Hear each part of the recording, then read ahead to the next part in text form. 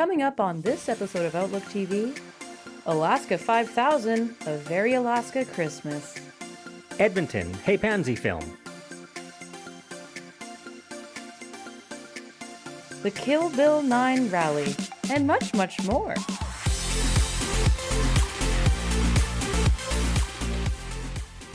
Hello, and Merry Christmas! I'm Emily Ann Fraser. And I'm Darren Manette. We would like to thank the Squamish, Musqueam, and Tsleil-Waututh nations for the honor and privilege of filming on their traditional unceded lands. Outlook TV is the queer magazine news show that brings you the stories that matter the most from coast to coast. Yes, and first up, we're going to Toronto. We're going to be talking with Andre, and he is talking with Out on the Street. Apparently, it's a very cool store that I would like to shop at. Hello everyone, salut tout le monde. For 34 years, Out on the Street has been part of the fabric of Church Street, from fashion trends to community moments. As they prepare to move to a new location, we look back at where it all began and what's next. Out on the Street first opened its doors in March of 1992. At that time, Ian Kelly, who was just 24 years old, and a few close friends of his had a vision to create something our community was missing. And over the years, as the community grew and the store thrived, we expanded to fill all three levels. From the very beginning, the goal was simple: to meet the needs of our community and create a space that truly felt like home. But what's never changed is our connection to our customers. So many of them have been with us since day one. They come in for cards, underwear, a new outfit for a night out, and truly they've become family to us. We are definitely unique, and we make shopping here feel really special. At least we hope we do. Like any business that's been around for decades, we faced our share of challenges. Each time we've had to adapt, rethink, and really reinvent ourselves. One of our biggest turning points, though, in the evolution of our store came in around 1997, when we started carrying denim for the first time, and that's when we opened our second floor. Jeans were huge in the 1990s, and that expansion helped define us more than just an underwear store. Each change came from listening to our customers and finding ways to keep growing with them. We launched our online store in 2014, really as a way to stay connected with customers who had visited us during Pride or while traveling, and who wish they had a store like ours back home. It's been a wonderful way to stay connected with our customers, both near and far, and to bring a piece of the village to people wherever they are. At our core, we've always seen ourselves as a reflection of the community that we serve. Listening to our customers has shaped every decision that we make, from the brands that we carry to how we design our space. Recently, we introduced a digital comment box, inviting everyone to share their feedback and ideas, because we need to hear from our customers. It's already sparked some great conversations about some new products and brands that our customers want to see. And really, that's what really defines us: staying open, staying connected, and making sure that every person who walks through our doors feels heard, feels valued, and continues to be a part of our story. After 34 amazing years in our current space, we're getting ready for a big new chapter. The village has evolved so much over the last number of years, and we've realized that our current spot feels a bit tucked away from the heart of it all. So when the opportunity came up to move right into the center of the village, we knew it was the right time. Our new home at 504 Church Street will be fully accessible, all on one level, and right at street level, so no more stairs to climb. We're planning to open in early spring of 2026. We can't wait to welcome both familiar faces and new customers to this next exciting chapter for Out on the Street. Thank you for being with us. This is Andre Tardif in Toronto for Outlook TV. Hey, Pansy! Present. Oh, not you, Darren. This next story is a film called Hey, Pansy, and it features the past, present, and future of drag in Edmonton. Hey there, it's Patrick Massey. I'm at the Metro Theatre in Edmonton, part of Queer History Month. We're here for the debut feature film from Etta Bruce James. It's all about the history of queerness in Edmonton. Let's go inside and warm up and check out this film. I decided to pay a visit to one of Edmonton's most celebrated drag artists, Darren Hagen. In his drag lair, or one might say, it's the rented garage where his theater company, Guys in Disguise, keeps their props and costumes. Original idea really came about in a class I did at McEwen, a documentary filmmaking class. And I did that class. I came up with the idea, and that film is nothing like what this is. But from that idea, Darren Hagen sent me a link to a Story Hive grant and suggested that I applied to it. And I did. And TELUS was gracious enough to give me an opportunity to make a film about my community and the people that I really adore. What would Barbara do? I still couldn't tell if drag queens were dangerous. I'm just so proud of Etta George House. I am so proud to be her mom and so proud of the work that she's doing. And yeah, I just love having an opportunity to see her just express herself and capture the stories of this community. Nice middle-aged women who are like looking for something to do. We need to be out, we need to be queer, we need to be brave, we need to be courageous, and, you know, even if you don't feel personally brave enough to be on the front lines, it's important to support those who are, which is why it felt really important for me to make a story about drag queens, because they are arguably some of the most visible and some of the loudest people in our community, and they're often the people who are targeted first and ostracized first. If I had to say myself, what a fantastic debut feature film for Etta Bruce James. And you know what? Her mom was even in it. She did a cameo. This is Patrick Massey for Outlook TV in Edmonton, Alberta. And hope undying keeps whispering, cease your sighing. All right, time for some snacks and a break. Pansy, hey? A little bit. Is that what they called you? I'm so sorry to hear that. Mr. Pansy. Oh, yes, of course, Mr. Pansy.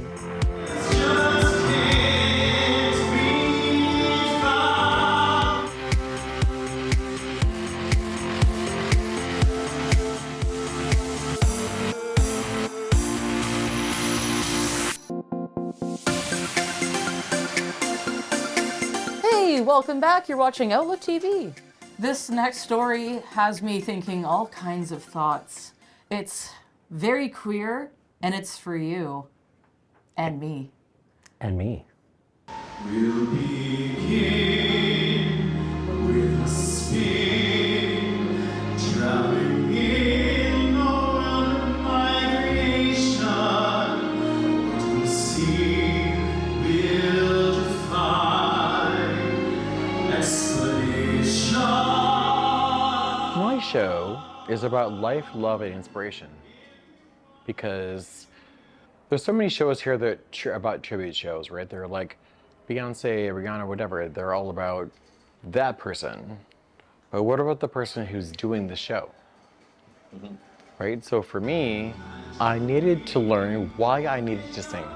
I need people to feel good. I need people to know that they are real. I need people to know that they are important. Josh Groban has been one of the soundtracks of my life. And so tonight is about singing these songs, not about him. I mean, he's a great guy, whatever, I'm sure, never met him. One of the first things I say in the show is that the show is not about him. The show is about me and my life. The show is about music. The show is about love. And this show is the first show that I wanted to do when I moved here. I moved here more than 2.5 years ago. But I knew I couldn't do it right away. You will always shine, and I can feel your heart in mine. And for me, You Raise Me Up is about all the people that you would love in your life. Whether or not they're close to you, whether or not they're like 1,000 miles away, 2,000 miles away, 3,000 miles away. We've had experiences together. But they care. Yeah. That's what my show is about. My show is about love.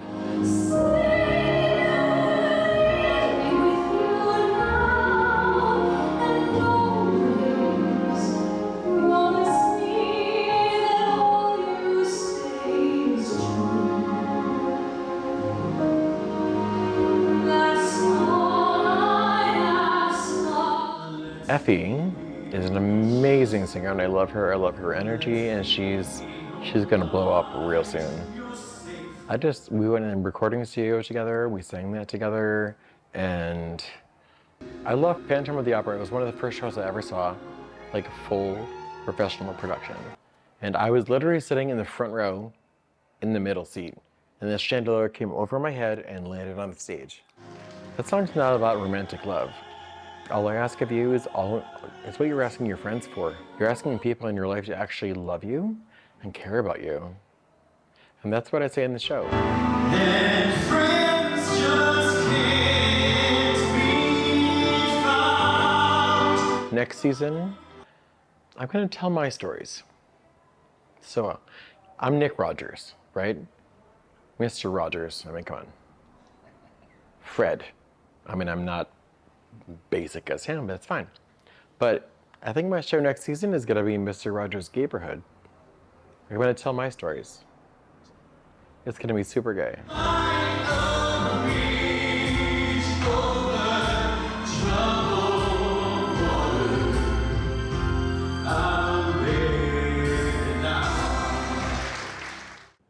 This next story is important because it happens in Alberta and Edmonton primarily. In the legislature, they are looking for killing the Bill 9. Yes, and this rally was done with a special bonus interview with Bennett of EGAL Canada. Check it out. Hey, it's Patrick Massey from Outlook TV, and I was at the Alberta Legislature for the Kill Bill 9 here in Alberta, and we talked to a parent who's a pharmacist, we talked to Bennett from EGAL and others, so check it out on Outlook TV. I'm here to speak out against the use of the notwithstanding clause to interfere on healthcare rights for trans people. I'm firmly against what's happening right now, and just definitely believe that access to healthcare is a human right. I minored in elementary education in school. I know how much this early portion of your life matters towards identity building. I know how much it matters towards actually becoming a human being and becoming an embodied person.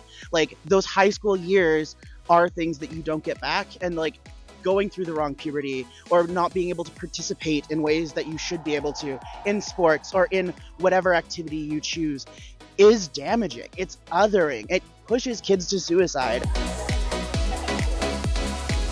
The challenge is that the Premier and the government is relying on a lot of misinformation. So the Premier talks a lot about how she's opposed to the sterilization of young children. I think we all agree that we would be deeply concerned if that's what was happening. That's just not what's happening. So one example to talk about is that for some gender diverse young people, if there's been a consistent and persistent identification in their gender identity, a doctor will prescribe, after much careful assessment, this treatment called puberty blockers. That treatment has existed for decades. It was developed in the 80s.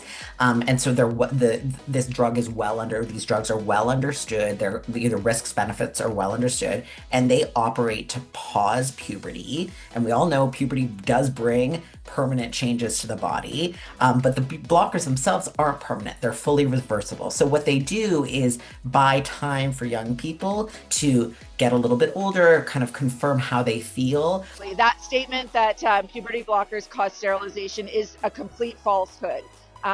They're entirely reversible, and fertility can return once puberty blockers are stopped.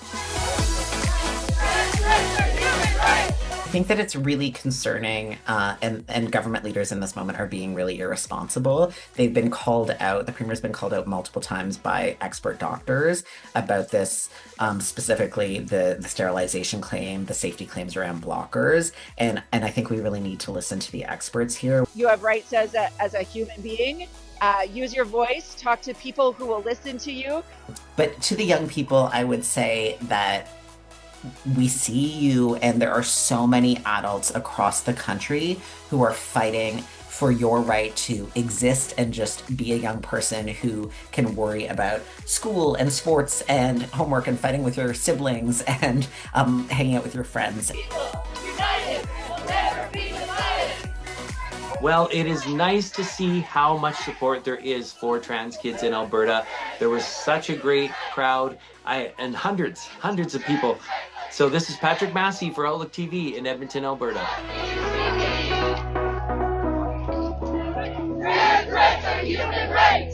Well, it's time to take a little break. Yeah, time to throw some more decorations on the Christmas tree. Presents, sparkle, trim. I'm Alaska Thunderfuck, and you are watching Outlook TV.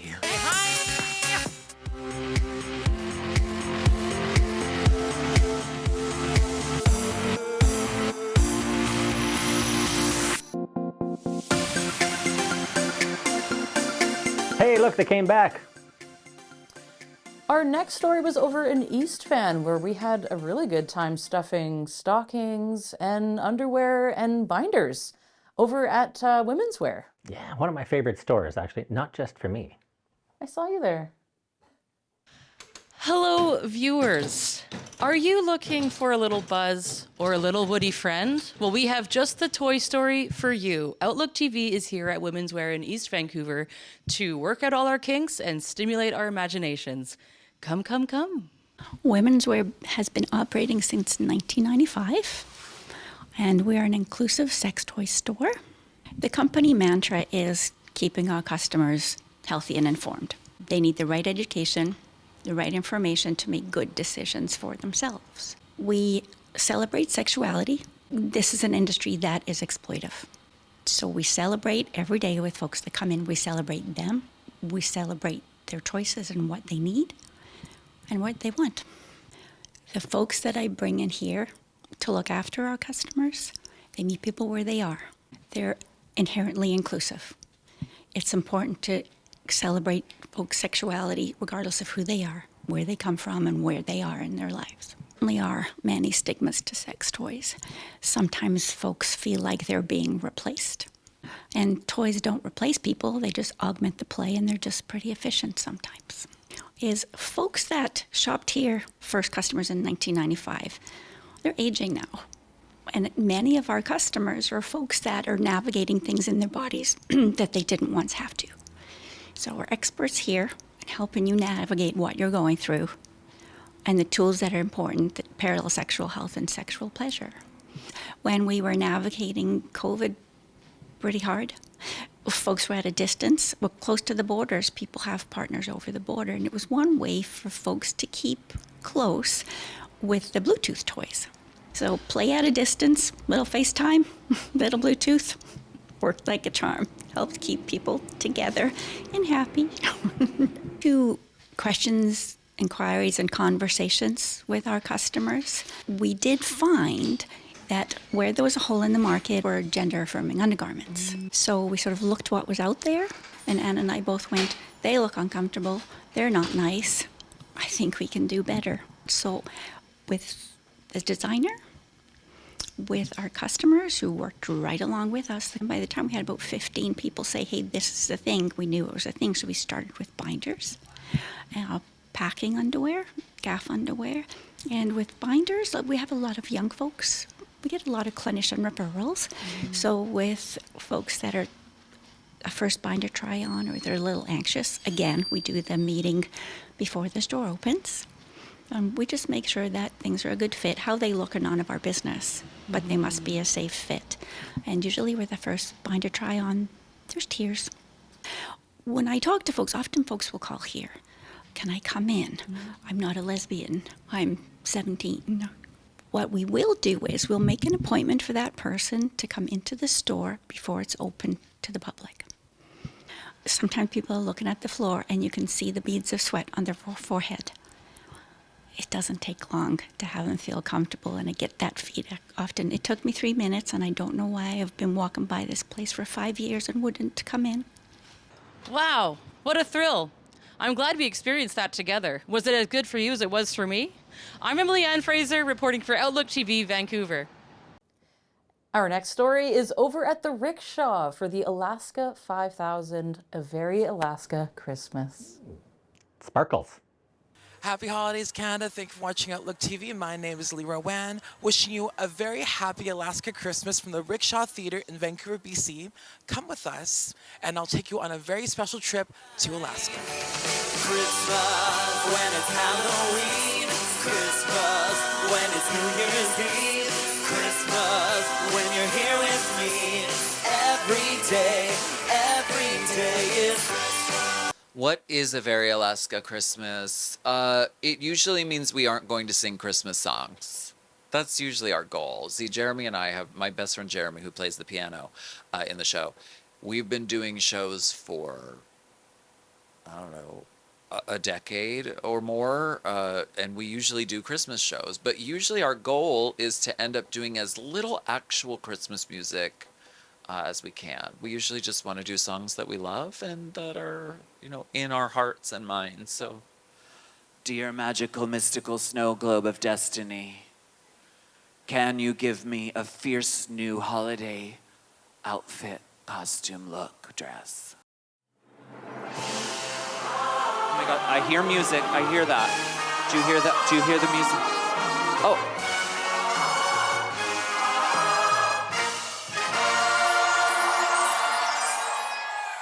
so even with drag, and I feel like drag as an art form does this, we look at the conventions of like, what is beauty? What is femininity? And we sort of like twist it up and put it in a blender and like, and look at it from a different angle. So I guess I feel like that about Christmas. We're all aware of sort of the world outside, and we're aware that it's a painful place and an unfair place and a dangerous place for a lot of people. And so I think existing in that, we have earned the right to come together for an hour and, you know, be stupid and be joyful and so I guess just getting to take part in that is very meaningful and very special to me. Show the look. Show the look. Well, I mean, this show is an excuse to get out of the house and put on fun clothes. I mean, people dress up, and I love it. Like, they turn outfits. Selma, who's 92, Selma at 92 can get dressed up in a look, mind you. She had like the Christmas bling and like she was painted, like she was incredible. So if at 92 she can do that, I think everyone can do that. On her sleigh, and every mother's child is gonna spy. Yeah, take the good stuff from Christmas, from Christianity, from, you know, whatever, and run with that. To kids from 1 to 92. And from the Rickshaw Theatre in Vancouver, BC, for Outlook TV, my name is Leroy Wang. Many ways, Merry Christmas to you.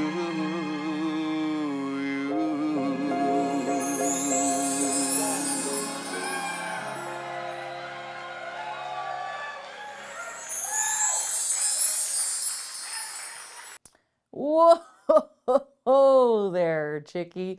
That's all the time we have left for this episode of Outlook TV, but as always, we'll be back. Check us out on all social media, and if you'd like to come volunteer with us, we can make it worth your while. Thank you so much for joining. I'm Emily Ann Fraser. And I'm Darren Minette. We are wishing you and yours the very best, and we hope to see you in the new year. Stay festive, Canada.